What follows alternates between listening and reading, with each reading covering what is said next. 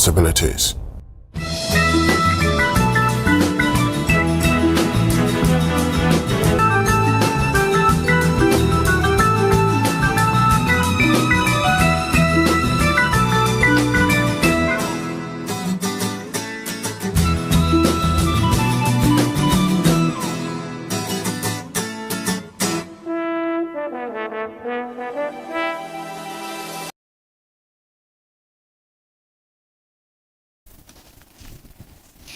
Yemobibia ache sanso mobibia akwaba eha eye Coastal TV say afi na ode o channel no ato ha say ya eye 514 digital na yesanso live and colored ewo Facebook na yesanso ewo YouTube kai hu say wonsaka e link na yesre na wache wa forward e ama enkrofo tane be ya obi hu say morning mix jumede ewo Coastal TV no ye live and colored into omomodiana onfa na video no onfa ento asay yemfa sadama otumfo nyankopon se enne no aye na dom ne pe na divine selection no ebi akaye a enunti emaye da ho yete ase etimi ehome na ye sorry bibia enye ye de ase ye bank account emunye de kra na ne hia ne se ye wonkwa de a ye wade nyina eninti no ye de aseda kese ye de ebemma no ye wie so ane ye de aseda amawo a wo fie oteke mu wo wejumem school mu na wo baby a wo bia o hwe Coastal TV anope no ye fa aseda kese emfa ma oni enka se nyankopon onkoso anto insurance yo emfa ngu so se wo gide kese e wo Coastal TV mu na enne no oni ye edi sa dwumade ye da se pa koso na oni ye entina say maka chose Coastal TV no 24-hour economy nti ye yempon nti no bomodian se obekoso ana oni ye atena ewufi ase yensan so fast day di ho emma ya boafo a ene omaso ya se ma ye the morning meximedie no ye de babesom ho na ye de asede di kan ebeko ama National Petroleum Authority NPA na yensan so e de asede di ho ama Men's Hardware and Finishes Samsung and Nesto Ventures and also yede asdani bi ekwa no na we sanso ada the taste kitchen services for so ase and the gift shop area in free a Patmo print abofo na no pay omaso ya say yede dwumade no yede eba be somo nti bomodian say woni ye ebetena ha say na woni ye achi dwumade no se ne se na efata makani say wie no na meka cho say ene Coastal TV morning news media no ensem bebre ebekoso ye bedi nkoma ahodo bebre na ne yete ne say ene na Ghana Black Stars ye bo ye first match ye qualify for the World Cup no ene na ye bo ye first match edikan kra Ghana Black Stars ebo eye ne time ne eye Ghana man time no ye 11 p.m.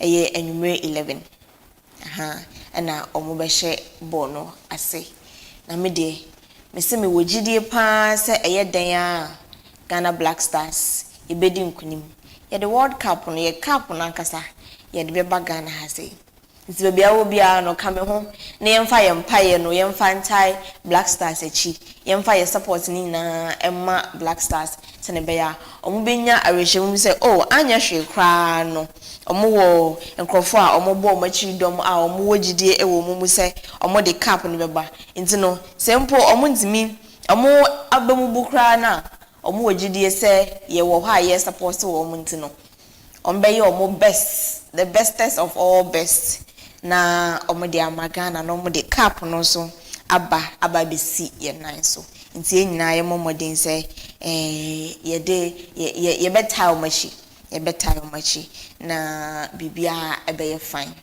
sanity makasa eche we na misre se bomodian se oni ye betina na anopai ye de kasebo no na e hye makacho se Coastal TV no ya se Church of Pentecost no Holy Spirit ni lead enti bibia sonson konkron de asori ne befa no eho ne ebeko nti ene bibia konkron de asori ne efa no Coastal TV F5 ni se ye the news no bro nti bomodian na tie na enra ye di afarefo nkomo e wo fiase na yakacho se second chances no Coastal TV ye dema nti say wentimi entie interview ni nyina mpo na obetimi akọ ye social media handles no so say Facebook and say YouTube na wetie enkomo na ye di ye no enyina sanso na no penso onsem ni bia ye resource person e kan ye no ebe feature ewo news ni mu nti ye de ebe tuja sanso ena ye beko eye Ghana Education Service omone get fund the research fund bi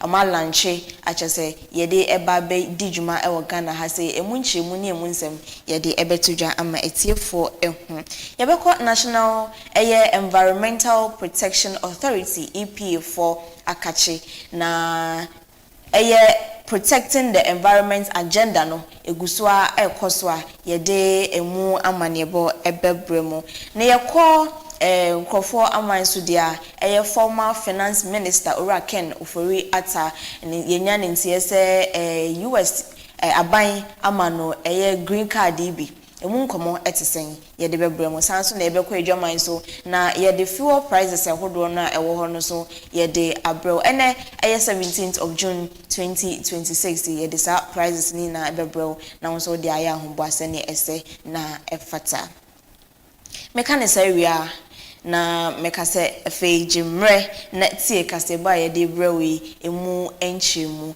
ebenada bia Coastal TV ahwefo ne yetiefo enim se ebenada de Coastal TV yekọ empoano na yekọ empoano nso amane bia ewo ha ewo se yebọ no yede ebo sanse nhwehwemu eche se ye environment no esese yebọ ho ban sanse nyemane bia nkofo bi eye nansen no emwa kra ni science no o se edi niema gu akwam na yebo environment no eho ban na meka environment a enim se epo enso eka environment no ho emo ewo epo ni mu fish ni ade nyina omo so omo ka environment no ho ntse ye hwe na yebo wo mo ho ban Dr. Isaac Ochre ofri Fisheries and Aquatic Sciences Department ewo UCC ebekan say ofia say ye twetwe enkomo efa ekwan a yebefa so na yabo ye fishery and say ye fishing industry no eho ban na ebiaka epo no ene enama ewo mu enyina na enra ode ensem bi atudwa yentie kakra ye ba na ewo nyina nso ye de beto aso. In fact, we will be a nominal swat babiduno, and said as I call Unyanam the Crantino. Yeah, we don't encourage, encourage baby say, be you sue, and no me beer, and my it me locate fish no easily. What I call your bomb home by Cacracano, your bomb home by said a baby to me a mom kind of matu, no my dorsal, until say it me baby more easily. Mama ya chumu anthem. Intina even eco sounders na de ka bebia se nam ne wo hode no problem but bebia ye nam no ma so almost at aba bedu no no bibia ema nam no mo boa no anase ema wuhu enam ku easily na wo tie mo kwache mo ne adade no enye ade se ye encourage bebre answer kopim se ye beto ye mbo na yetimi ama mo kwan na mo timi ato na oma dore no nam na ba na afede yetimi achi om studies anko fire this anko fire ahwehwem bebre ni kire say ofa ye janu afare for no ni ada omo skill no ne omo wiase omo dependence nyina eye on the fishing ye wo others be o ha omo other forms of skills as a way you are utimi so shiko we no in fact research in the even kwa omo try kwa say omo be shift omo na agene ne say okay so obi yinama obi e opokopo a na so oyinama on there oye nam no oye aquaculture no the fishing ne aquaculture no omo nyina ye nse hu omo nyina so omo ye baise baako okay bi na de ntino ye betumi asha say atete omo e couple no so no mo so sase sua said dey see yen na aquaculture na ade but over time no lesson that yesu and say adise yesu on say enye adwuma because the two meaning is entirely different. One is like a farmer. The other aquaculture no is fish farming or a farmer. As into offer fingerling it no they at all. One man or the no gunsu man a pond mu and I be cage mu no one more mediane. Over 6 months. Now my can say no a chum no at home. Fishermen no we hunters. Okay. Into farmers ne hunters no we do one difference hunter no or need adaje the befa nam ketekete fingerling then akoto nsuo na wa yen no ma we nyians or sorry anope a or kwache no obeko obeche no aba enyimu no aton case close what I say into no anything I'm still despite the fact say I'm cough from still na afare for no omuko fish intensely because omuko munyansu ntino na omu de nyoma bibi air count is omu blasted dynamite ne DDT light fishing ne na bebre a omu ye no is because omuko a omunya said the first na nko omunya no na mo akofom ntino omu de sa na maneka ntino say a banisa I mean Ghana yen kwa na the first we na global stocks na akofom no global area si na enya Ghana nkwa no nam ne kofom nti aman bi o a almost mu adentem ama omo de nsihye bi ana measures bi e de egu akwam omo de show ma afare djuma no tete say na me can last time na me ka say bi se kota say Ghana e bi ankakra e bedu ho nti yuko USA a untumi nche enam dodo bi a ope in a year quota so at the beginning of the year no a financial say na ma quota obetumi ache nti wo ya fa ya asanto a o kanu ne kesi enie nti quota obetumi ache e ya 1 ton so opa January na obechi 1 ton ni na we are we onko be for the year opa obechi January obechi quota March no akwachi quota July no achi quota September no achi quota no nya 1 ton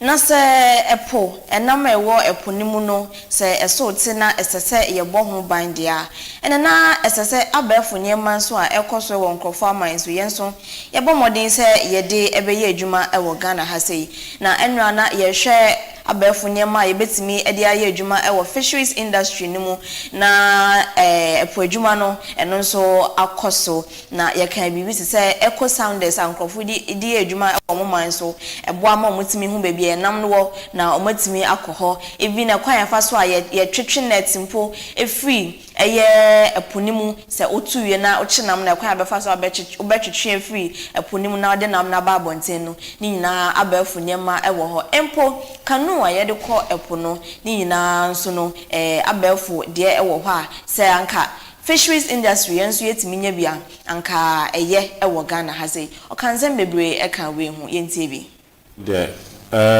because I'm on industrial level no hanti ama technological evolution no is not that quick but your technologies are the way eco sounders are technologies are is the ditch one say even the kind of fast hauling net train net no we have your advancements in them banini na make best start say formalize sector no na ya redeveloping artisanal fishing vessels since artisanal fishing vessels no and as a small scale fishing vessels no compo and so inside the canoes nete no na nanum and a designing is and ya deco until now no modernization. The only modernization kakra by an outboard motor. Yeah, the bone. And no say there's a bit of technological evolution. So best shift to solar powered outboard bottles. Okay. Instead of they used to fuel premix no. fuel no. Solar powered. Almost the big buy solar powered outboard motors ni be buy. Almost be pilot here. I think say Cape Coast and now there and some other areas. I need to find out. So I'm pilot here no ecosystem. And a canoe na nkasa so instead of wood using wood. So you boom the canoes. Normal fiber. Canoes. And also more than say we are in Yana. No so we are den so the be so ma fishermen no so called pilot here. For some time e be at the right time no you be or my pilot is an man. No more share more experience. And so I'm pilot here, you could see sign. Until those innovations are going on and kakra. Until your initial say, you be do baby, I bet to me are vessels no. For in a way I been winches was so hunting winches na ya de train net unse sisi jam no mo de nsa na mo de train and but you some very simple mechanical equipment be obetimi uchim no na train net no de ba and there you and some say you be do ho you be your design na fufro your winches be ho the train no more eco sound that we de locate enam no more so solar powered outboard motor be a bon na nkakra na your modern one say you can't fisheries enye nam chikeke the number we are making engineering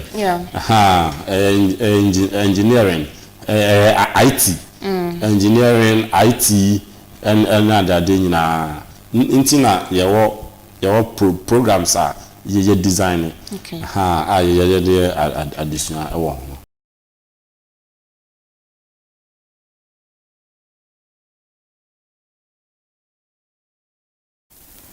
One the kasa ba ewe no na ochim se epo ebesai se ensomunam aye wono ni nyina ebesan anaso se mpo ye forest ebesai a ni nyina enipa na yeye epo nankasa wo ha entimi ense no ho na mom nipa ye ne ye bia ye de enuro ekọ epo so ye de enuboni bia ensese ye de kọ na ye de ekọ no eno na bema sa resources aye we nyina no asai na odi efutu nso ma se ye nyina nkebe ya ka ye ntwe hu emfiri hu ya ye kopo ya ye koto nam na ye ba beton mankrofo nyina ye momodin se ya befa ekwan papa no so na enkofo ha obia emfa mre ye nipa ana so se epono ana enama ewo madache nchima eho nkwakyere wo the human nipa ye say enoma obaje boy asase da ho forest da ho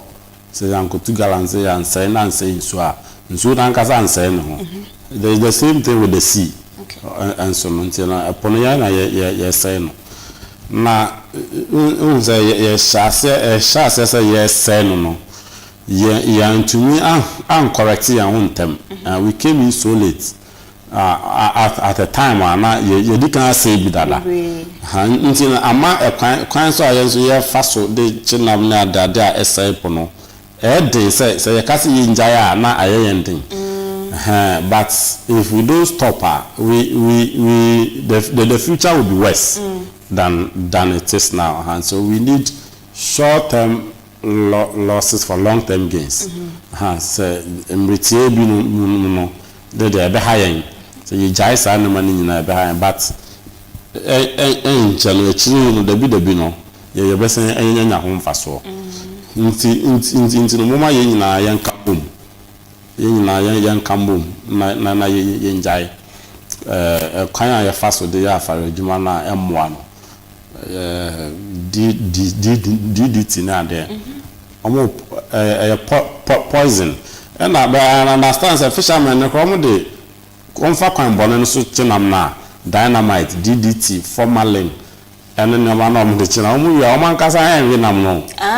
Yes, they don't eat it because almost contaminating them almost the poison. I can't. So almost na ya tin China.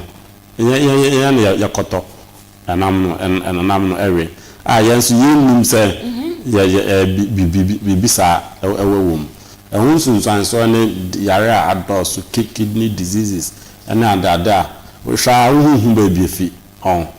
Into no my enjoy because a kum and I kum ya na your mama then say ya be fa kwan papa so no matter how small they be no matter how small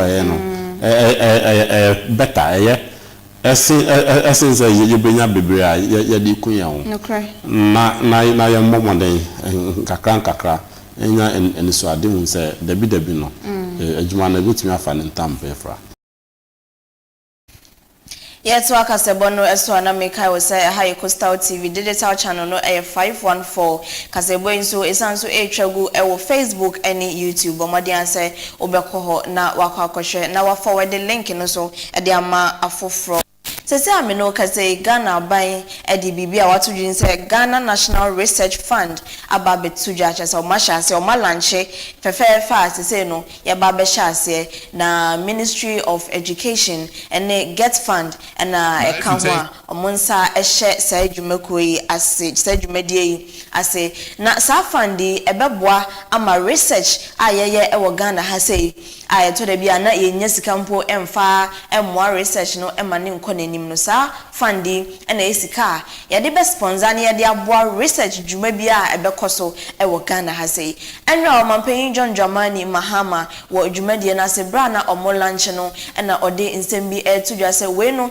ebeboa ama Ghana ye research etimi enya fapem papa ewo omanimu na osanso ehye Get Fund ene Ministry of Education se eyese sikano enya ba se yemfa mboa sa research dwumadi ayedi wo Ghana ha se o make sure se accountability ebekoso na enkoba ne say diskana momo na hweyensi na emom no omo make sure so omebema emu ada ho pefe na obi anso ehu ne esika no eko. Expanding GDP of Ghana, our GDP from 2024 was 88 billion, now it's 114 billion. So take out your calculators and work the maths.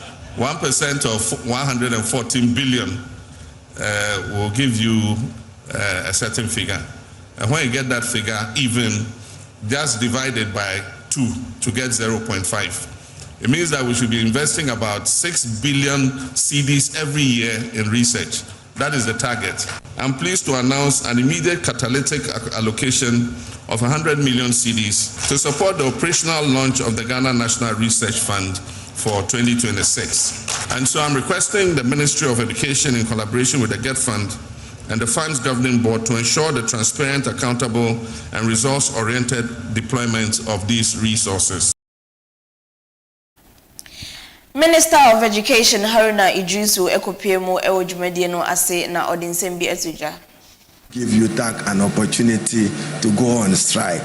Therefore, your book and research allowance, I have a copy of the letter here signed by the Minister for Finance. What you may not be happy with is whether the exchange rate is the Baumia rate or the John Mahama rate of the exchange rate.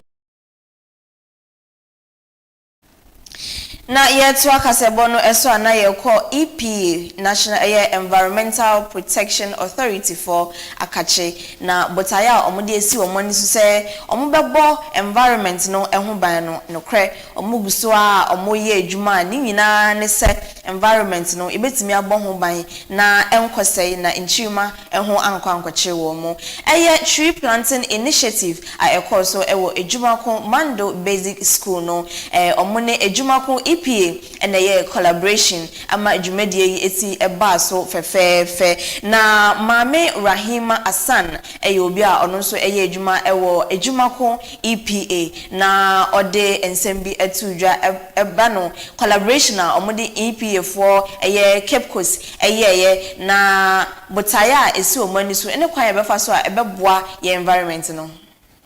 Mayaki from Ejumako Enyan District. We are here today as a team in collaboration with the EPA Central Regional Office to commemorate the celebration of Environmental Day. Currently we are at Mando DA and Mando Methodist School. The theme for this year's Environmental Day celebration is climate resilience, which basically means our preparedness towards any climatic impact or effects.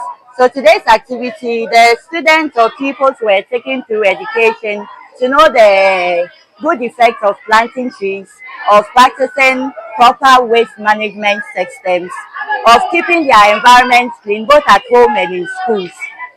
And I believe it was impactful based on the interactions that went on after the whole presentation. The teachers were also not left out. They did their best to really control the students and even partook in the whole affair, and that made it a success for us.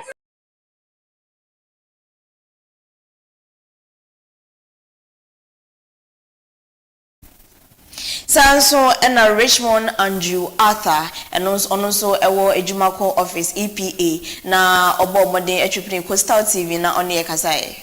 My name is Richmond Andrew Arthur, EPA Finance Officer, Ejumako District Office, and the team head for Ejumako.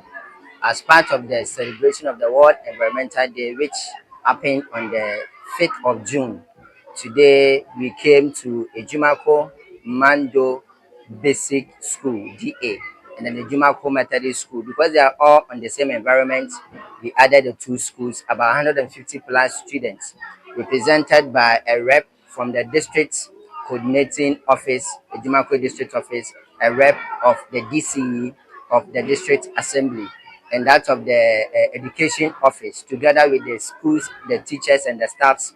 We, as part of the activities that we did, as my colleagues have already mentioned, the theme climate resilience. We planted trees, so we brought alongside fruit seedlings, and then we had dwarf coconut, we have guava, we have orange, we have allogreen today, as we know, pawpaw, and we have that of mango, and then pear. And so these are some of the trees. We made the students, together with the teachers and some of the representatives, planted some of the fruits. And as part of the ensuring that we are maintaining and we are keeping the environment, it's not all about just planting the trees. So as part of the arrangement, we have instructed the schools that they form a group so that each and every student will be responsible for a particular fruit that we planted. And so as time goes on, they will be naming the trees with their names and other stuff as a way of making them stewardship of those fruits and the plants that they participated in planting it. And so this is part of EPA, our duty as part of protecting the environment. We also educate and do a whole lot of activities to ensure that together we protect our environment. Just as our team is protecting our environment, it is all of us, our collective responsibility. We want to use this opportunity to acknowledge our boss, the CEO of Environmental Protection Authority, Madam Ama Brown Kuche, the CEO of Environmental Protection Authority, and also the Nkoswan Hima of Abrasi Bukaman Kese, and then from the Regional Director, Dr. Daniel Nati, for allowing us, giving us the opportunity to also come to Mando DABC School and Mando MA Methodist School to recognize this World Environmental Day celebration and also interact with the children, educate them, and let them know the importance of the environment and its maintenance as well. Let's come together and collectively be responsible for our environment and maintain it for our future generations to come. Yet to akasebono eso ewo ensem fufromu na nanseya na final year students JSHS foi senior high school foi bebre na ewie school na bebre na nso eguso a omotwe omopepa enche omobewie kra na fifi mantama na se Cape Coast yante asemde kra say final year students chese oko school no hwehwemu chese oko school no ewo pem boys wasen ho ewo Ola North uncompleted building bi mu a waye nyame edia na ebra asasem no esiye carpenter ni bi na ekoto ne funu no so se sabi o essay ewo sa uncompleted building ni mu na okoyi police for asuche na police for ede omani di asem nachi na omokopie mu ewo sa uncompleted building no emu emra omudwu ho no anomu hu se ampa emu no ya nesa na bag bi esi edan mu ewo ho a omuhwehwe mu no na kyese niema a omuhu ye no bi geography paper exams paper na mock exam papers edin a ewo so Emmanuel Arthur phone yam phone bi na bag ni mu na 100 phone bi so na bag ni ma na yegidi se abemu ya wasen ne hoin ne dia police for ebo modern etwitwa mfoni ni bia kyese omobo school for no mpanyinfo no asuche mfantipem school mpanyinfo no omuyi wo mo asuche ama ampa omo so etimi confirm say abenwa wawi Emmanuel Arthur oye final year student na sese ameno kasey omotimi awofo no asuche ama omo so yede emu no asho munsa sanse sa na ntino na omuntimi emfa enko enkipi enche ntino omu release emu no ema abusuafo omo sonso omo ekwakodi enhu dwumasa ne na efata normal pen no krabie sanso na CCM mpanyinfo ebo modern fumigation ewo uncompleted building mu sanebe ya enkofa ohaw bia nso emfa enkoma na Coastal TV phone yahwefo nyina so ekase school for classmates ene awofo nyina abusafo nyina so yemobia yakọ sansemi Chief Inspector Isaac Evans eti oye PRO Emma Central Regional Police Command ene di etuja.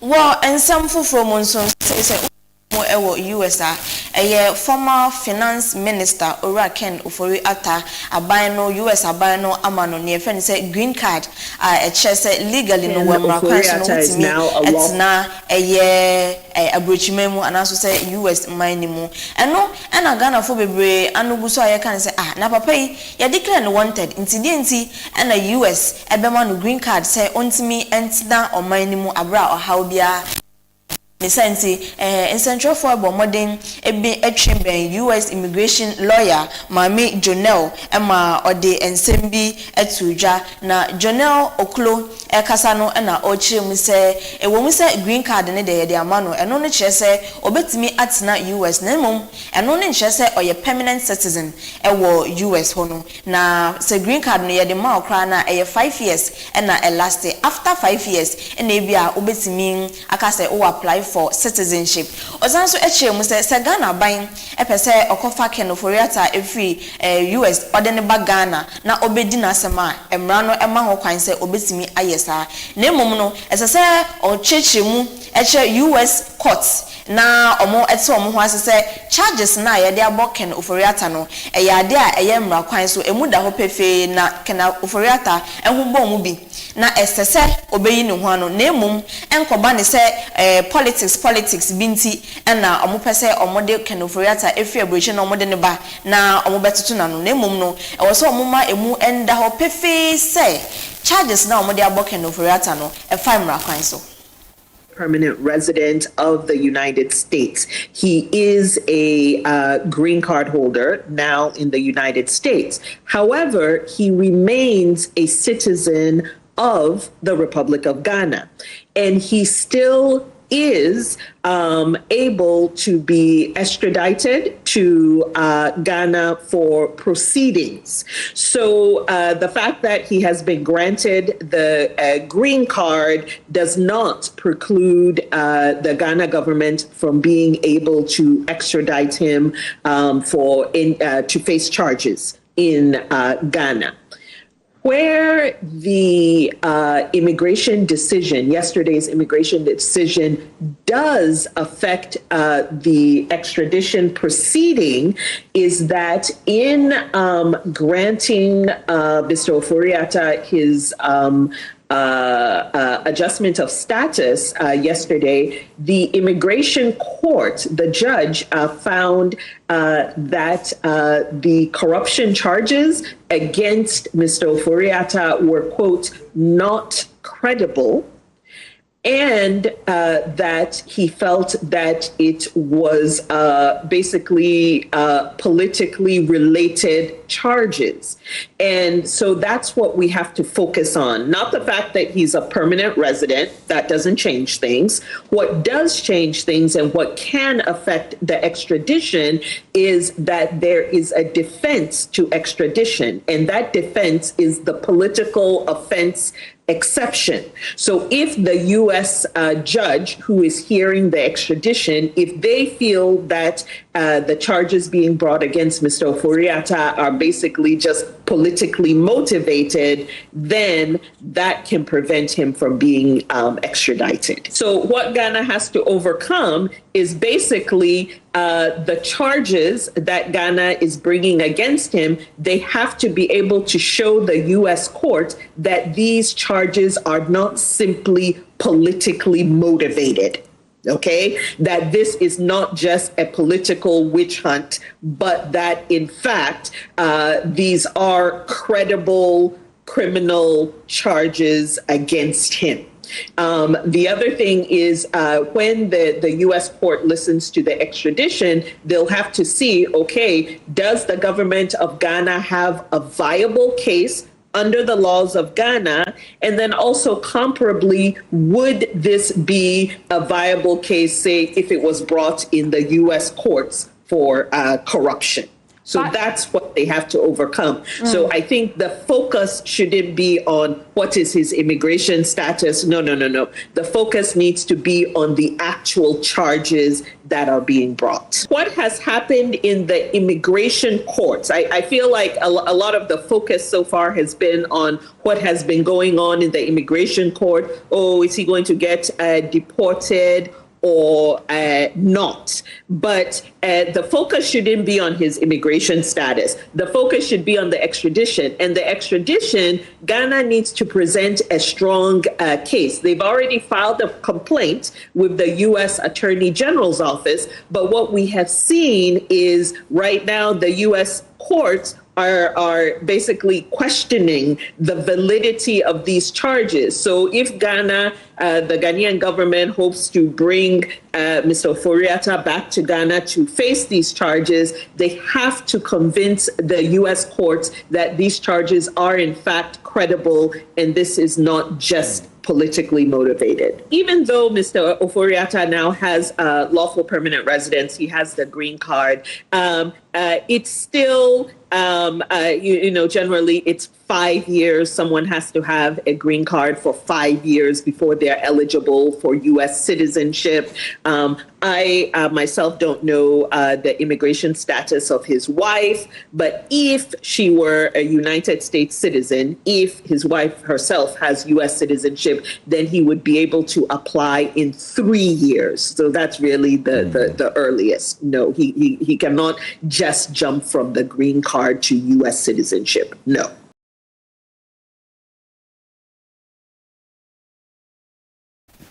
Way any ensembia Mami Jonel Okulo or your US immigration lawyer or the two eja. Young call a drama so na yemfa fuel prices are and yensa kano yemfa and so for enim na ene date no 17th of June 2026. Na Obo Russia filling station bia there.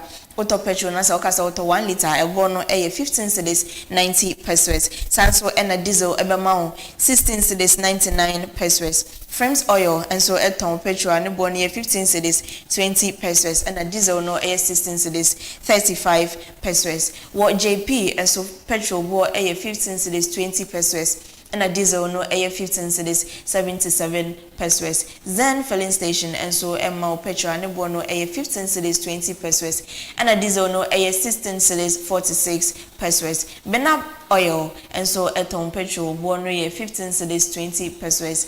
And a diesel no 15 cedis 81 pesos. Oko baby to say total energies so petrol no bo 14 cedis 99 pesos and a diesel no 16 cedis 95 pesos. Well filling station no petrol no bo 13 cedis 87 pesos and a diesel no 15 cedis 95 pesos. Star oil and so Emma petrol no bo no 13 cedis 85 pesos and a diesel no 15 cedis 93 pesos. Pacific filling station and so Emma petrol and bo 12 cedis 79 pesos and a diesel no 15 cedis 98 pesos.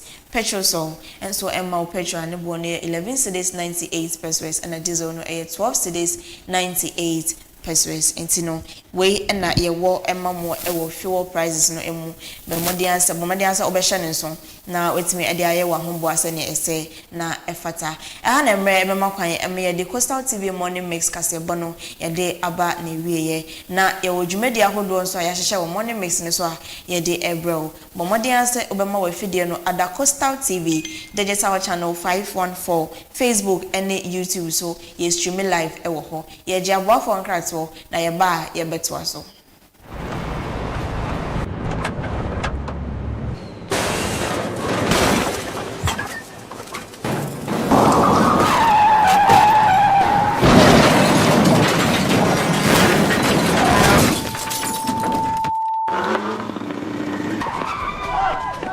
National Petroleum Authority say, Mawa Bambo hu hiya ukane. Ain't no, stay back and stay safe.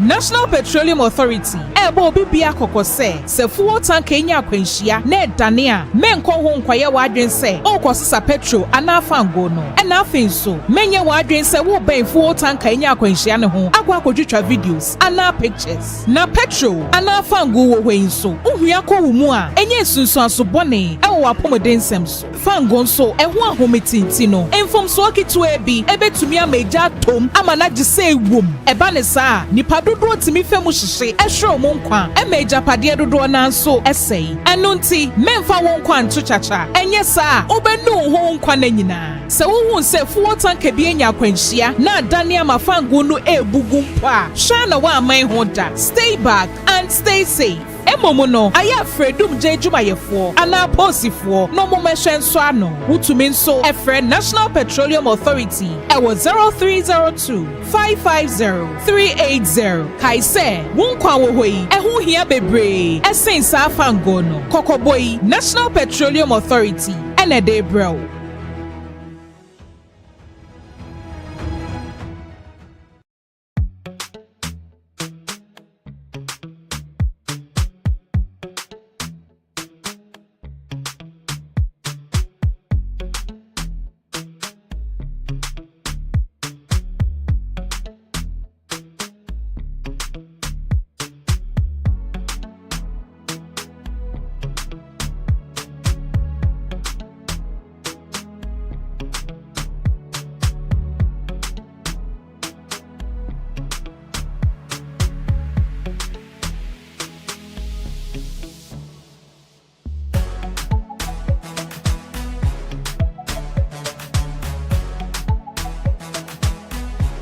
We sell gift shop, a place you can rely on.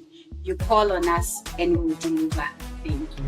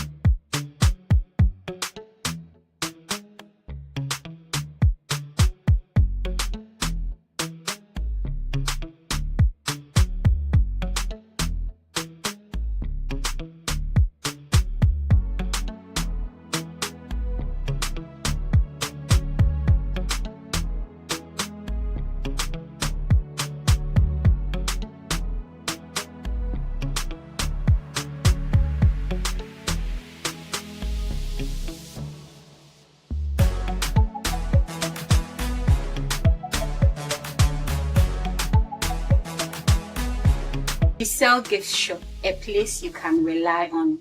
You call on us and we'll deliver. Thank you.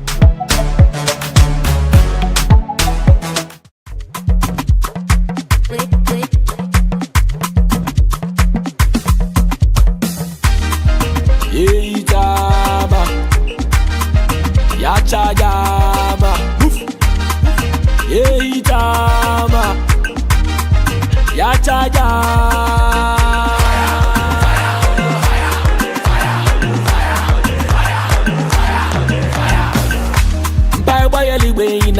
dilumono. Kakalika yeso ina yesa uma wane pe. Pai boy anyway ina ya dilumono. Kakalika yeso ina yesa uma wane pe. Gano dende, blaster so dende. Gano dende, blaster so dende. Gano dende, blaster so dende. Gano dende, blaster so dende. Yeita mubi obaba na bate the samia. Ya chaja mubi obaba na bate the samia. Yeita mubi obaba na bate the samia. Ya chaja.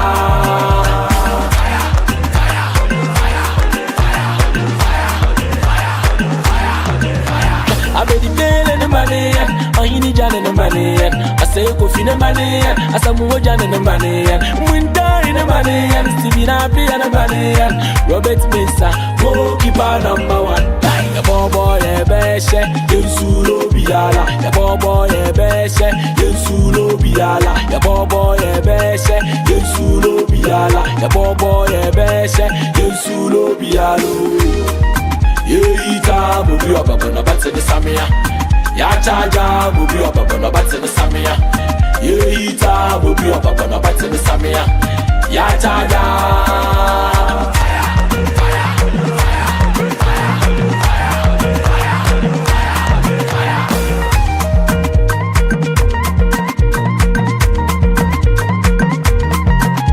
I be the pain in the money, I need Jan in the money. I say coffee in the money, I say more Jan in the money. Winter in the money, Stevie Nappy and the money. Robert Mesa, goalkeeper number 1. The boy a beshe, you sulo biala. The boy a beshe, you sulo biala. The boy a beshe, you sulo biala. The boy a beshe, you sulo biala. Yeita mubi obaba na bate the samia. Ya chaja mubi obaba na bate the samia. Mubi obaba yeita mubi obaba. Mubi obaba ya chaja mubi obaba na bate the samia. Mubi obaba yeita mubi obaba so bate the samia. Mubi obaba ya chaja.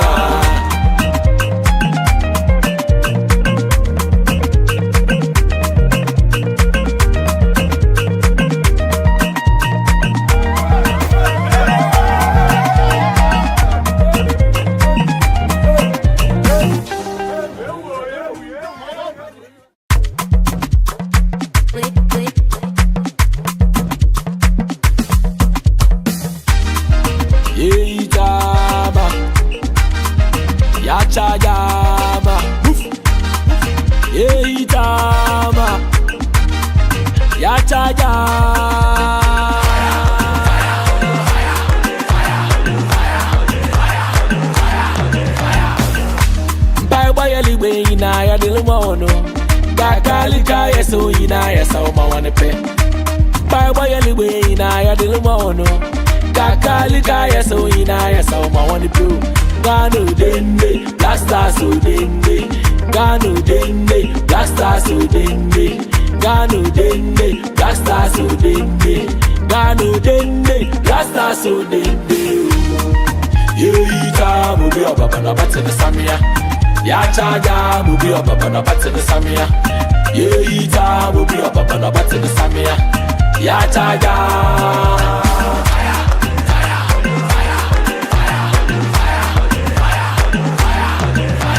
I be the pain in the money, I need Jan in the money. I say coffee in the money, I say more Jan in the money. Winter in the money, Stevie Nappy and the money. Robert Mesa, goalkeeper number 1. The boy a beshe, you sulo biala. The boy a beshe, you sulo biala. The boy a beshe, you sulo biala. The boy a beshe, you sulo bialo. Yeita mubi obaba na bate the samia.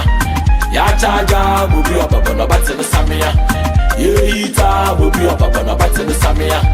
Ya chaja.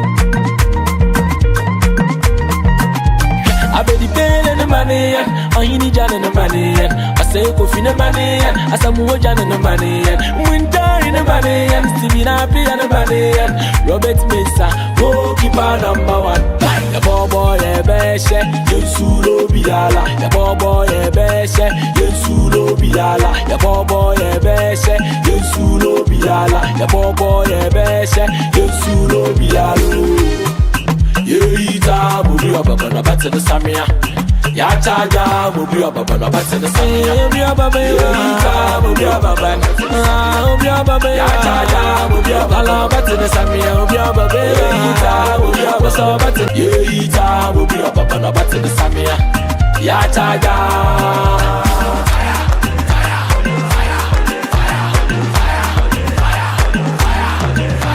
I bet the bill in the money, I need Jan in the money. I say, Kofi in the money, I say, Jan in the money. Winter in the money, Stevie Nappy and the money. Robert Mesa, goalkeeper number 1. The boy, Ebeshe, Yesulo Biala. The boy, Ebeshe, Yesulo Biala. The boy, Ebeshe, Yesulo Biala. The boy, Ebeshe, Yesulo Biala. Yeita bubi obaba no bate the samia ya chaja bubi obaba no bate the samia Yeita bubi obaba no bate the samia ya chaja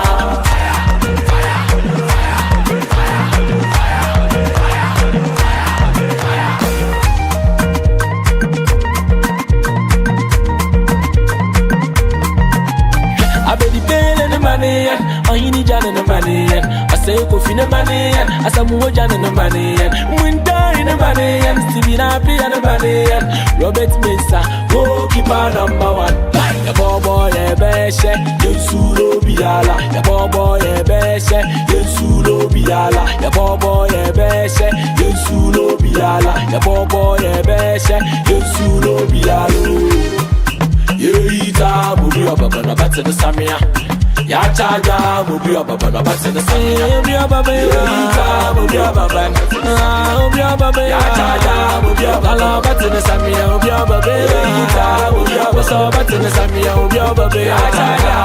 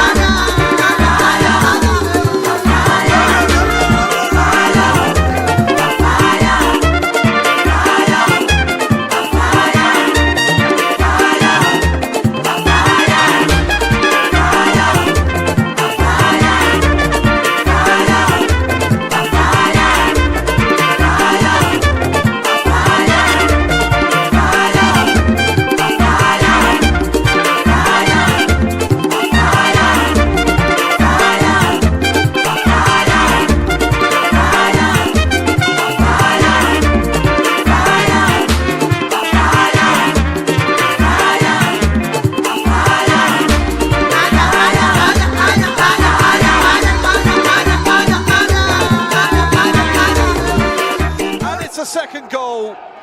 8 minutes into the second half and Ghana double their lead.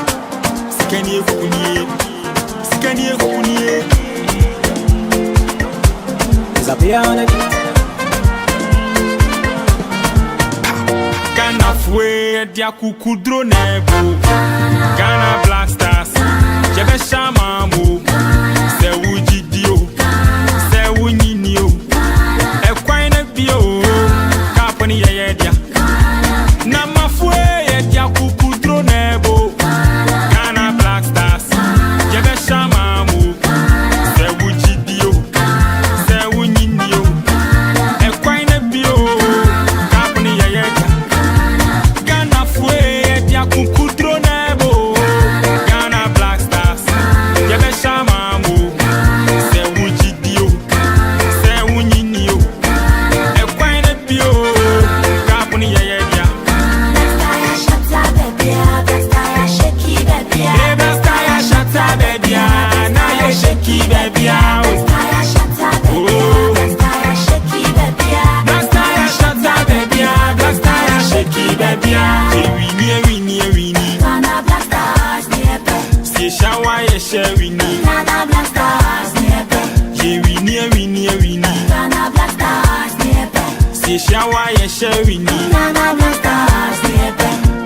Ghana fue dia kukudro nebo Ghana Black Stars Jebe shamamu Se ujidio Se unyinio Ekwaine bio Kapani ye dia Na mafue dia kukudro nebo Ghana Black Stars Jebe shamamu Se ujidio Se unyinio Ekwaine bio Kapani ye dia Ghana fue dia kukudro nebo Ghana Black Stars Jebe shamamu Se ujidio Se unyinio Ekwaine bio Kapani ye dia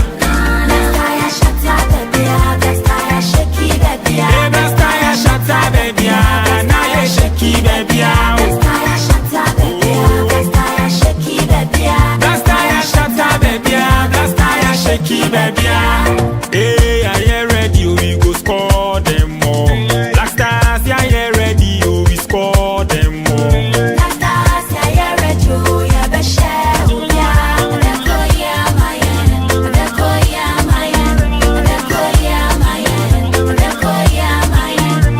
Hey, are you ready? We go score them more. Black Stars, yeah, you ready? We score them more.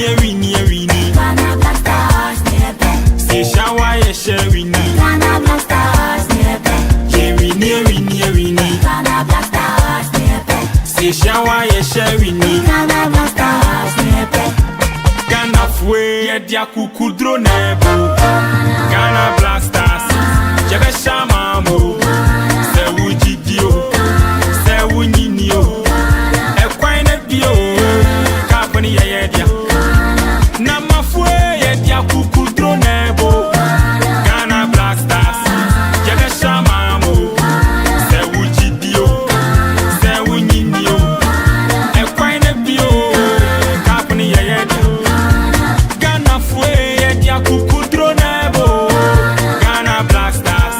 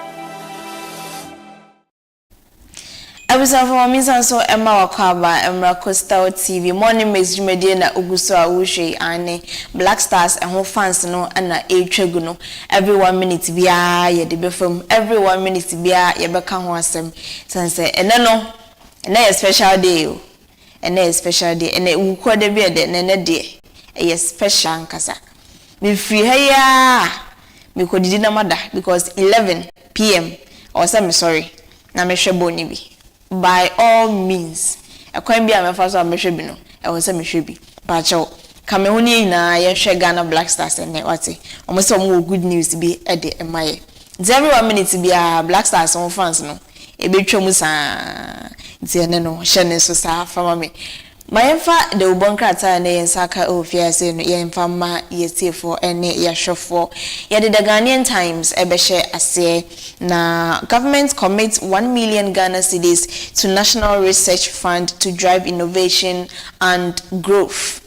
Na sene na meka ewo news ni mu no aban no de National Research Fund bi wababe yuhuntuma ode wababe tuja na ne tie ne se Sika Ghana buying edition no sika 1 million Ghana cedis and Ghana buying edition National Research Fund no emu na we na ya kwan ya befa so ebeboa ama ya research ESSIEN the last time na me can say omaya enye research no sa omaya no enko nanim esan say okon krofo amaya so ankrofo amaya omako manim pa no omo the research ejuma omo ene bibia omba ya ho research se boy aye kwa koboyi oma ye ho research ehun se okay eni se ya ebeboa players ne ye fa we ni nyina research ejina research so and omo make decisions bia nti oma ya enye research no sa oma no enko nanim na ne sa na president John Dramani Mahama ne na ban empese ebeto Ghana nti no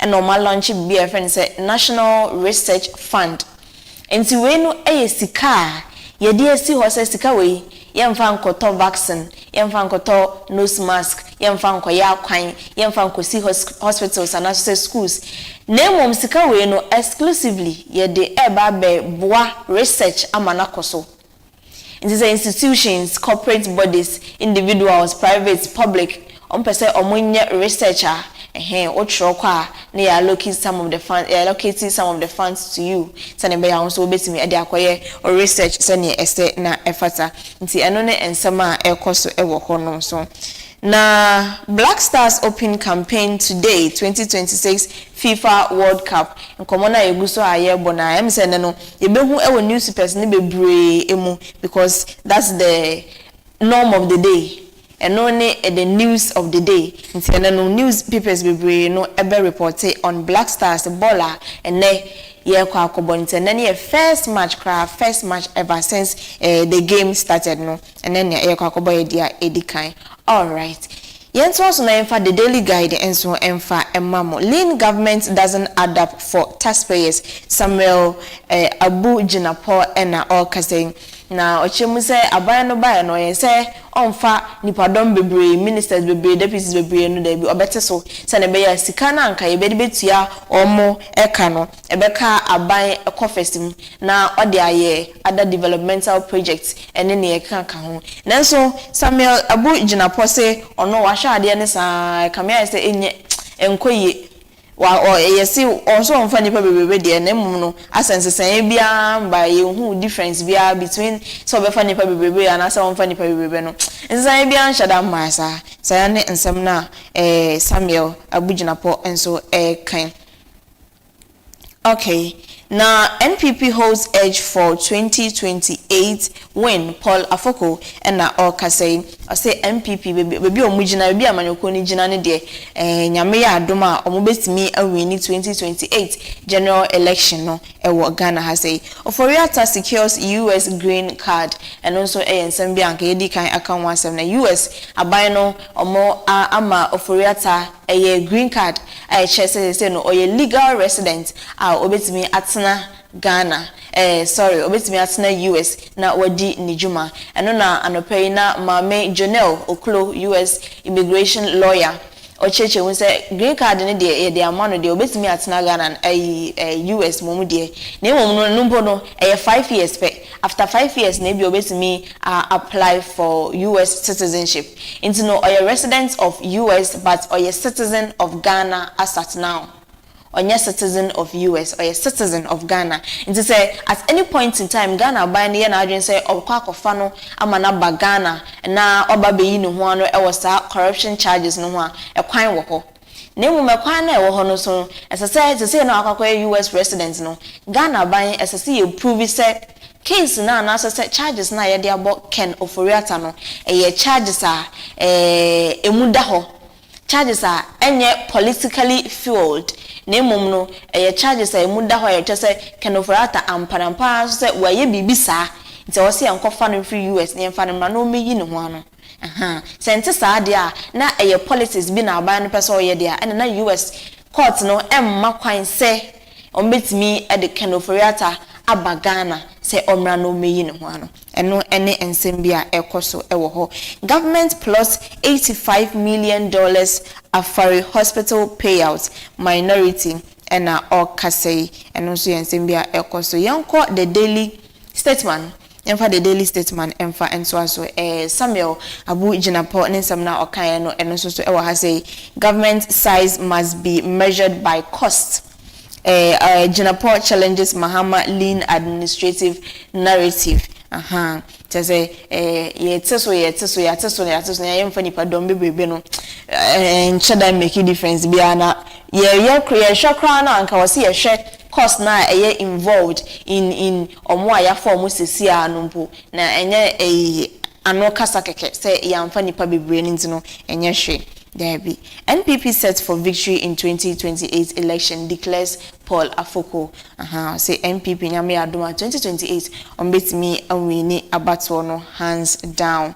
Baumia afenyo marking to headline YCFK University and KSTU summit on Saturday the enemy summit be koso KNUST and KSTU omoye in collaboration partnership summit be koso ho na Baumia flag bearer Emma NPP and afenyo marking ebeko akwa kopie ho Gold Board partners launch 35 million Ghana cedis forest land reclamation project. Gold Board and ne partners na oma launch 35 million Ghana cedis sikebia omode ekwa akosiesie forest reserves galamsey activities any activities at no etimi assess and sa forest no inti sa project we aba because between Gold Board and the partners e beboa ama nsase asay no omotimi ACC amanesti ne dadem anaso process ne dadem krampo na ombetimi e dia bibi than the current stage na ewom sisia no. Okay, Glow acknowledges KGL market strength. Yeah, intino na ebeto just say NLA National Lottery Authority sika omunya free about 29 lottery companies and compared to sika omunya free KGL group and channel difference in this one is the KGL group as a single group no omu contributed about 100 and something plus million Ghana cedis than say ode 29 companies in na omustika ebomoa eno ena hwehwemu ameate asese say eba KGL omu ye more tech oriented ninti no sa market sa technical market no omu dominate market no so chese omu ni competition bia e wo ho nti say omu enya sika bebre a it makes sense etas mu pa say omu benya sika bebre asen the other 29 lottery companies no so as the lotto kra no opa na auto enya by force say chinchan we say on to lotto ne ade nti no sign say na me read the article be so anopay about lotto na according to one of the acts my mention na main control so na be obehu ne make kan wansem according to according to section 2(1) of the National Lotto Act 2006 Act 722 National Lotto shall be conducted for the purpose of raising revenue for the nation and for other purposes stated in this act. mpacha obrofo no ti ni according to acts no chese national lotto ankasa no ye de buy say ebeboa ama oman no yetimi ye raise revenue ye raise funds e de ama oman no nti no at this moment no me sure say was so surprised since ya what to lotto sa fit teenage age still now win the lotto ai enye wona waye bibi na emom no emra ne se no the way omo act no ese no ese omo fan generative funds nti ye just kana fi ho mo enye sa wona aba menye sika no once in a while bi na ma to coins bi afa baby but sanity nti no o to lotto na o de ahye otrim sa say ye the generative funds ama oman no enye se bia ye pese wo ye nti na ye de lotto ne bae ye call the daily graphic anopay. World Bank approves $300 million to end SHS double track system. O say ye we de ayasem de papa na ne etiane say World Bank amasika bia ne kese no $300 million. Sika ye almost say yemfa NC ASA double track system green and gold no yemfa NC ano na yenyi fi ho kra. Me de me no mo ya adwen sansa system no de amobia nti no omunyi sa de no emfi ho graphic business Stanbic Bank breakfast meeting and ansem we so efi mo AP say vigilance critical to tackle digital fraud panelists and ka say mpanyfo a amoko pie mu ana amoko hye mu ewodwumadie no ase na omo kasa no omo hye mu say eba no say digital fraud scammers. Hello, mpacho sister ni o London sankrofo ni nyina no e wo se yent memufo no ya me yeni da ho pa me woni na ho sa wo wate ase enemrem e mo bi mfre won kan che sister ni o London won so mo pin ana so say on fa o bank details na enfan send no at this age and time sa de no atwam. If at this time obi eda so ewia osika because of data just wani na ho nti no ma wani enda ho pa ma wani enda ho.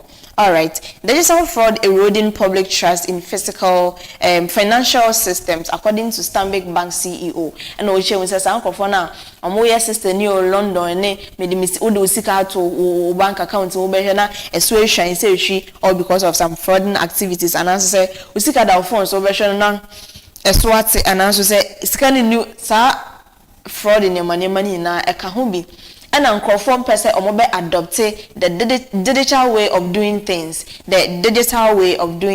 what I say because they say no obi kra say on person obe create momo account and also bank account because nisika da ha omobe sete but ankentisa but because of some of these fraudulent activities no ama nkrofo gidi omowo e was systems ni nyina mu no omugidie no atoba ha Sana Stanbic Bank CEO Oka 80% of Ghana's children under 5 poor underserved. Okay. So she say Ghana has say nkwala ewo Ghana has say make children ebia ebefa ne say under 18 for no mo ye minus nti no sankofo ni na no o chichim oha ofamu oha chichimu eye ediwotwe a 80% sankofo ni na every background are very poor na omunsan so enya the men can say support and also say resources and can say akolabia enya na odidi at an early age and only ensema eventi make education, make health, make opportunities, skills training ni ade ni na no 80% of sankola no na omo feels are very poor background that they cannot access all these things that we are talking about. Into enoso ni ensema ekoso ewo the daily graphic and pay or the ababe tuja. All right, mayemo modena yonko the custodian newspaper published Sophia's resignation letter. Now Martin Amidu tells Mahama Martin Amidu ena ode nkratwo asoma ede akwa omampanyin John Dramani Mahama say Sophia Akufo a former member of the Council of State in the resignation letter now ode bre aban no aban modern say ode betuja ama omanfo enso ehunu ne e letter ni mu ankasa eno ne asema Martin Amidu e kan share President Mahama ene Naban. Afare Military Hospital, minority flags NDCs create, loot and share $85 million agenda. Minority no in parliament edom kuma ewo mrashe bedwem na kasei omocha $85 million sika bia NDC amanyoko no omone na mesuma se katasehye mumaso proye dream die bi ase na omopese sika no omoye ne something which is there nchemu na nkasa de the custodian edibemau. NPP blows alarm over attempt to free Sedina Tamaklo ex Maslock boss na ode no ho ka plane wamfa no wanka nwura ode no ho ka plane ekopie mu amanone na oju ho no so na UK aban so eso no se ekua na mo se bra ha se na wo ya hwehwe wa che omudi na asem no mubu an se onkodam for 10 years 10 good years nti no ye de ne baga na higher extradite no e baga na ha se o me service a 10-year jail term no eno na MPP amanokwe ate ho omo abbo ho nhwema se ansha na omo be try se omo be fa kwan bi so ama Sedina Tamaklo ye yi no afi ase na chese ne jail 10-year jail term no kra no one serve eno anazo serve bi kra na chese Eswati anasese bibisa. Gold Board partners Gulf Forestry Commission to reclaim 50 hectares internal Nimiri Forest Reserve. And also ne asem medin kan aka ho asem dada. Gold Board and Forestry Commission on pese omo and reclaiming asasi forest reserves bia galamsey for no ase no. And I said any other activities bia it me say forest reserve no omo nsiesie na omo ntimi mfanye bibi foforo. Mayentu ye plane no na yankojina the Ghanaian publisher anopay.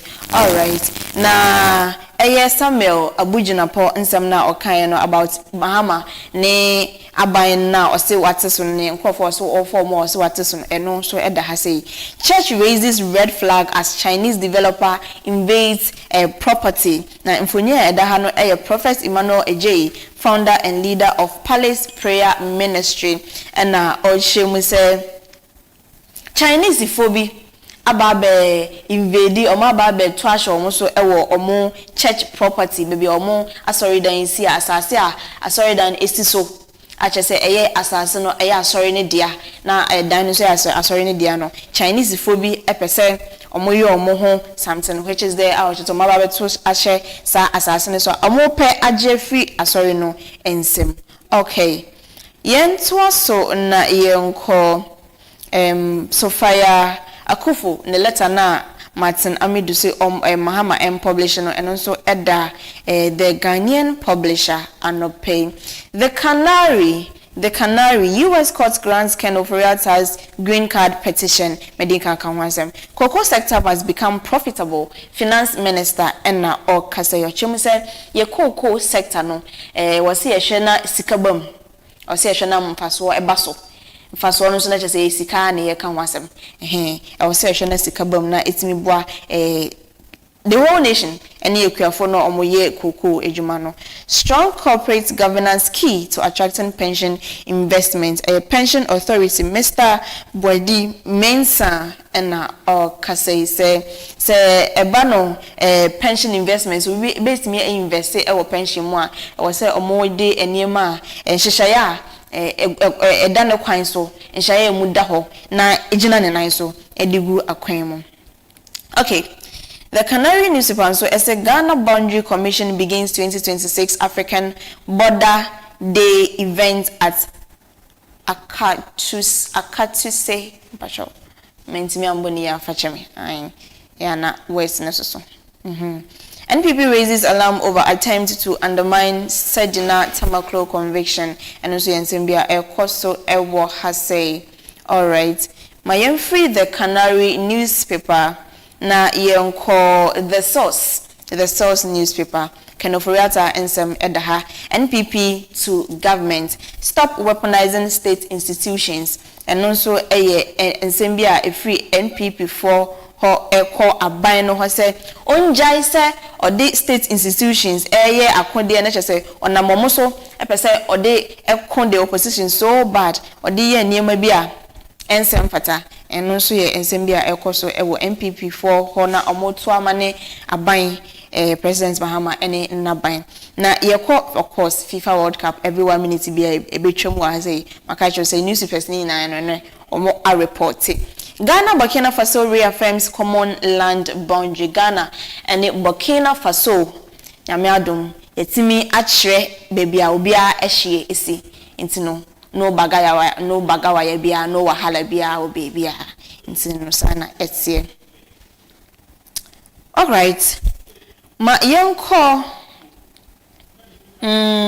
okay, the campaigner Debbie yenko women and leadership. Women in leadership. I say women in leadership. One of the headlines that we had women in leadership is featuring Honorable Alexander Fenyomarkin and a U.S. Congresswoman and international advocate for democratic governance, Mame Lihan Omar. Now, as she said, women in leadership. Ilhan Omar meets Ghana's minority leader to deepen parliamentary ties. So this one is the ties now you can want some ayankofano between US Congress and Ghana Parliament. The second before ayankofano emubeye dini mwachi na ama democracy and so akoso ewo omainimu. All right. Recurring floods reflect years of weak enforcement and public neglect. Dr. Esther Ofei Abuaje, researcher and member of the Interministerial Coordinating Committee on Decentralization. Dr. Esther Ofei Abuaje and this answer me as you just say the fact that every year we are in Sota year for Ghana ma. The fact that every year we are in so a year for your fee, ye jumu a jumu, God says that is say baby cry first and then swing the crown, and so it's me a year for okay, university say ya.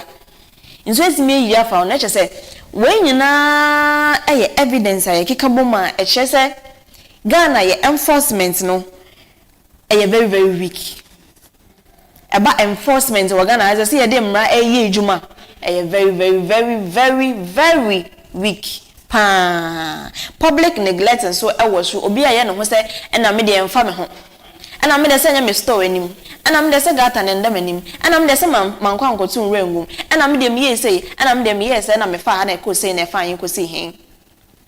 Sani nyema ni nyina na ka ho bia every year AFIBA sensuo petia e fa nkofo e wa Ghana ha say. The fact say enyenju won chen no eno no enchre say wo de emfa ho.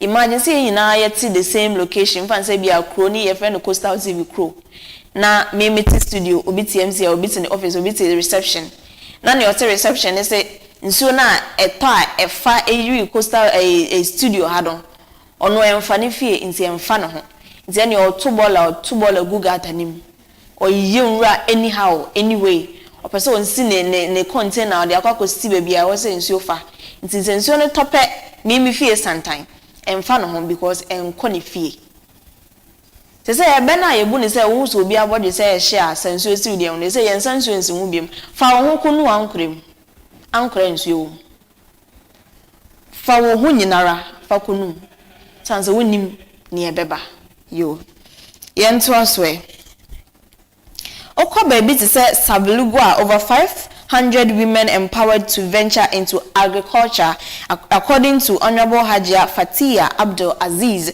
ono NA member of Parliament Emma Sablugu. Ochemu say oko piobo Sablugu se ana. Emma mako be se 500 eni echiwe na omatimi aboa wo mo ama omo nso etimi ede omo ho age agric dwumadie no ye kuaye dwumadie no ma eboa wo mo ewo ho. Okay, Hello Trust joins Ghana's fight against illicit arms. Na picture da Madam Yamerith Dalminda no and senior project manager for Coastal West Africa. Sanso and Honorable Muntaka Mohammed Mubarak, Minister for the Interior, and now omo omo handshake fe no me say hello trust omo adjoine Ghana ye ekwa ye pese ye kon edi illicit firearms if you want bano weapons and for edition illegally oni krata for it oni to me bia say e say possesses arms no but obekwa ko fast arms no e de ahye no ho ama no so akwakoye ensem foforo eno ne ensem a ekoso ewo say Vice President rallies Black Stars ahead of Panama clash in Canada. Of course everyone minutes be Black Stars enemu na Vice President enso e de dano atumi bia che say o share Ghana Black Stars no in crying say oh Panama they say small fry and chakra ebe so mo asese sane ye twitwa esre ewo ye fom no wate ase nti eno de go Ghana go Black Stars sanete. Okay ma mentwa so na me hwehwe kenoforiata nsensem no atese bebia okay the evening mail and so at the assembly ba o say Pate's legal appeal in Canada dismissed. This hot dismissed. Ghana by no the appeal be echo Canada. Say omo nhwe na omo nsesa omo decision na omo take ye say omo ma Thomas Partey visa ema ontimi enko Canada enko bo enko si akan e World Cup ni mumdo. Na sesa am no kasa ide. Sa appeal no Canada for atuno over the bar. And so much sure appeal no paper so omo fly paper no. So enya dia omo beji atumu kran omo se omo decision no e was Thomas Partey in sensem no ho. Ghana Cote d'Ivoire to harmonize cocoa producer prices. Okay. They say no enche Ghana e boy de to cocoa ene Cote d'Ivoire boy omo so omo de to cocoa no e be the same adequate pepe ebi nkoso ensin bi ebi mmofo enwo form ensin bi na emom no price no ebeye pepe se na ebeya obi nkosmaga ne koko mfi Ghana mfa nko Cote d'Ivoire na so obi nkosmaga Cote d'Ivoire de emfa ma Ghana all because of price differences. Okay eno ne ensema the evening mail or the ebetu ja dem biem kwa na was e ka ho asem Paula Foko Market Bawumia says he possesses experience and national appeal. The Accra Times and Eka say Paula Foko and Ochemi say Bawumia or qualities via etimi obetimi edi Ghana and him say ye say omedi president. Barbering pledges parliament support on the Supreme Court's 150th anniversary. Wow. Congratulations to Supreme Court.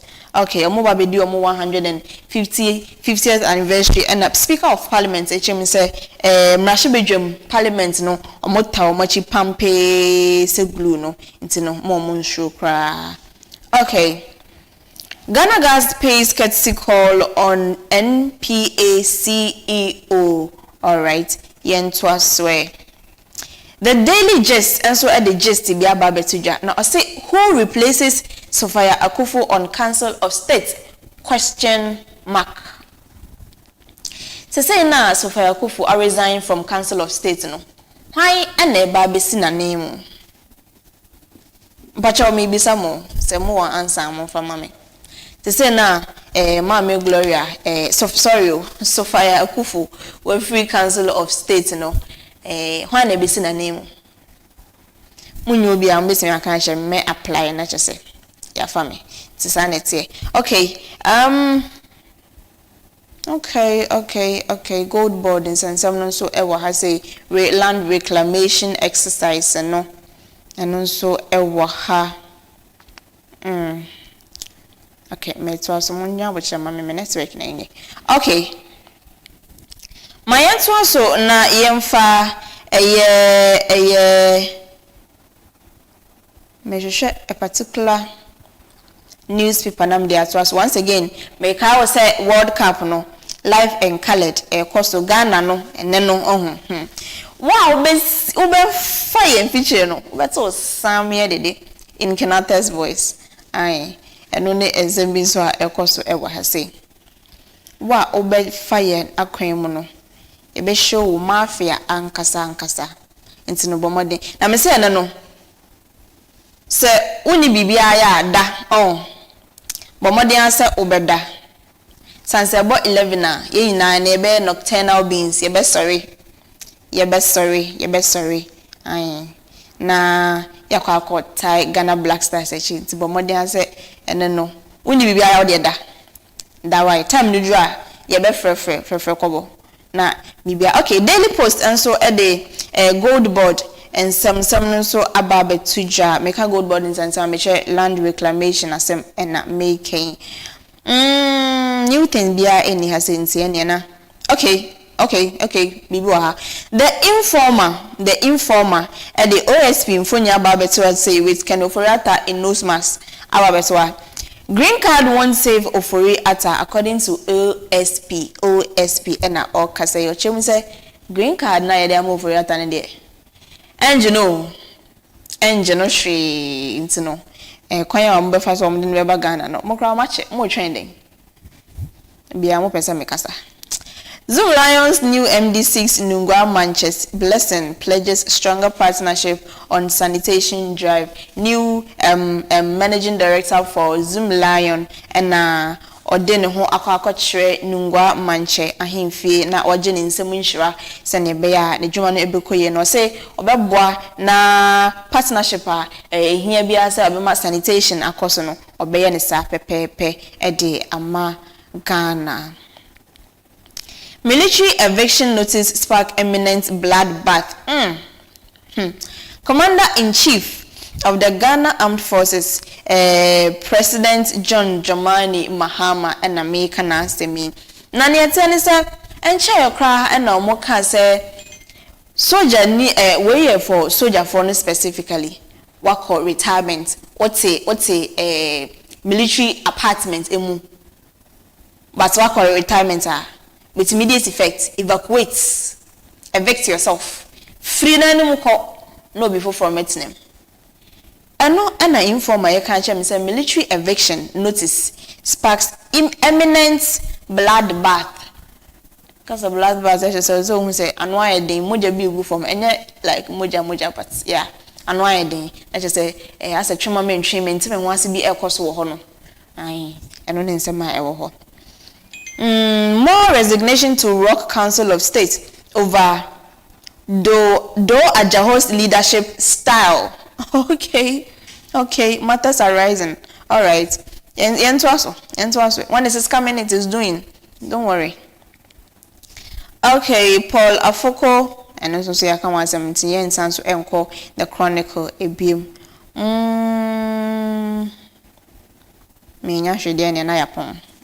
Okay. Bono and Ahafo Echo. Osim Metro Mass Transit receives 16 new buses to improve public transports. Some papa say Metro Mass Transit omenya buses afofo mako doing 16 babeboa ama transportation public transport akoso ewo Ghana ha say. Some papa Nemo me wo ho asem kakraka na ho asem a me wo kan say first asem no ekoma Ghana yen a yesimamufo no ye wo suban bi on enyenyenyenyenyenyenyenyenye samobeka ya enche bia na Coastal TV ye koye report bi ewo Pedu Junction station na ewo ho no station no nanka ewo the other side Takrade station na making Accra station hono na making but ebi mo creating new one Total Energies enim hono it poses a threat a danger to yakwa car nkofo bi kwa ton ade ho any drivers utwam wo ho a ni nyina threat bi it stresses and not good for so obi kwa begina ho na it's very dangerous because it's on a highway what I say. Inti ye bopini a drivers for no and I know more kasa na bi mu kira most of you most of more Ghana for citizens, instead of say mobile call station hono makako fa car no mba be gina enim ho ama hwimhwim for na omoko no omo na mo befro nti wono so driver on tena station won hwe se passengers enfo hwimhwim nti ene obetu ne car ba be gina ho na hwimhwim for ne ba wasaka omo na ono agina ho load, which is not good. It's not acceptable at all. And you know, it is from the behavior of young citizens, no, and the mass how deal with ESSIEN. And we are for young citizens. 2, it goes to management of metro mass and any other public transport in the system. Your maintenance. Me see your hearts. Sometimes utimi share obi out in a private car na private car no o share number plate na it's like 2013 2014 12 but car no are fresh. Car no are fresh. There's nothing wrong with the car. Scratching po anyone. It means that maintenance can be done. Mobile chaya ma buses no apratite apansam na mu ya mo gya no ho akwa akopefo fresh kwan. Maton no 200 cedis no 1000 Ghana cedis at their mass scrap dealers. Yes, Remo enyado. That's a brefo. Ye ko to jobu for my ye kuta ye nsem na ntwi ye koso ya yes Remo. Mama maintenance enye adwuma. Why? Taxes na yetu ya ebreo. Nse wonni ma me ka kire. Just in case say bia wonni ma me yisu me ti anu a kire. Yetu ya taxes na ye brain no. Say ye cruise kana sa na ye de baby bi sa de mamoa. Na ye kasa mo nhwa so eno ne mo livelihood mo life ejina, it depends on it. All of you disqualified mo kwa kwatena afia munye aduane ndi. Say koye nso a you can work there for as long as you like. A word to the wise. It's enough. Okay. I think most of the things na ya kan 170 no. Yen sanso enka ho asem bebre biem. The insights has say xenophobic attacks in South Africa. Parliament demands continental action. Insists Africa cannot turn against its own. Okay. All right. Roxanne Nelson. Dafia Makbo. Pacho me boni ya na original floor no so. Now show me say even though xenophobic attacks be air course or South Africa no. Ye here solution a continental. Solution applied to the whole continent. Now Enkobani say the whole of the only Ghana and also visa, but the solution should apply to the whole continent and only the perfect solution for us. Now Yens means now say an African country will be turning on another African country and another African country. They say no. Moshaya South Africa match no money Mexico a boy no. Many of them Juliana, Rosetta, Mariana, what I say. Because you move every you support say Mexico instead of Africa, which is not right. Anya Shekrano, I mean, I'm not saying that men support other countries, but Anya Shekrano, your own is your own. You say Oba Edron so good nice or Opepa na uncha. And you know, I also agree with Roxanne Nelson that we need a solution and it should be continental. Maybe I better apply to the whole continent. Nah, yeah, they solve our problem with because yeah, manage na hona edidi mu a on. Ebeju maybe no. Ebe ya sample for all together. And yeah, in case just children supporting another country during World Cup and everything, but it will transition into something greater, something sinister, something dire into Mpacho. And only asama ewoho. Na ye na yensheno and so. Okay. Government distributes fertilizers, drones to boost Feed Ghana projects. Abano achiche fertilizers any drones ayababebwa ama Feed Ghana program no akoso ewo man mu. Over 458,000 children miss school due to child labor in Ghana, according to Shraj. Omushiomu say enkwala entimi enko school because of child labor. Ano omododo be say 458,000 enkwala na MSc school all because of child labor. Wankwa ye manage ani mani ndinti no. Say otumrika na okoye edwuma na yese wonye no. Child labor no there is in different forms. At another time, ye dey expect biba ha mana ba be cheche mu achwemo. All right, ma yemfa eno enye last. Okay, last back so ha say Central region yen asemya abeya ye dwenwa yenti ase ye danwa na UCC students ye ko hu nemu ewo coast ewo empona no anche na mfantepem students so ne de ababetwam ya chese wasan ne ho ya obi nim ade a ebema meka so ya akwala because he's a minor obetimi akwase no so asenso nipa bonifo bi ne die na omode akwahye akomfo sama. Yes sir, police for Mundi Hunjuma my why? Yes, Tremua. Intino okay, ye de enono ebeye last one na ye de a chatwo na enani etiani say enkomo bi wo ha ye ba bedi. Tana meka no ye nuanom SHS for yi mo amatwo mo wase awie mo amontwo nwie mpo na aka akra mo matwo awie nyina so no. At long last the battle has ended already. Na ye bisa say battle no end this ana whatness edin wem network so bomadi say ube stay tuned na wama wafidi another Coastal TV digital channel 514 live and colored on Facebook and on YouTube. Yes sir, ye jabwa for nkrato na ye besan abasesia.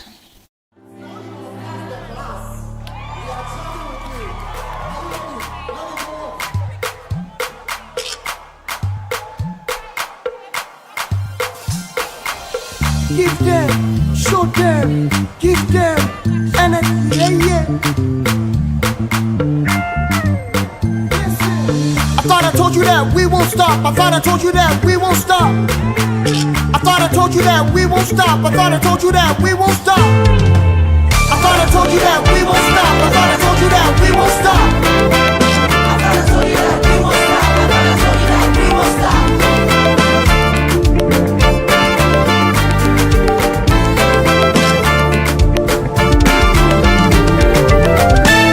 There is something in this place, I can't put a finger on this. There is something in this room, can't put a finger on this. He dey make a dem move too sweet, can't put a finger on this. He dey make a dem intercede, I can't put a finger on this.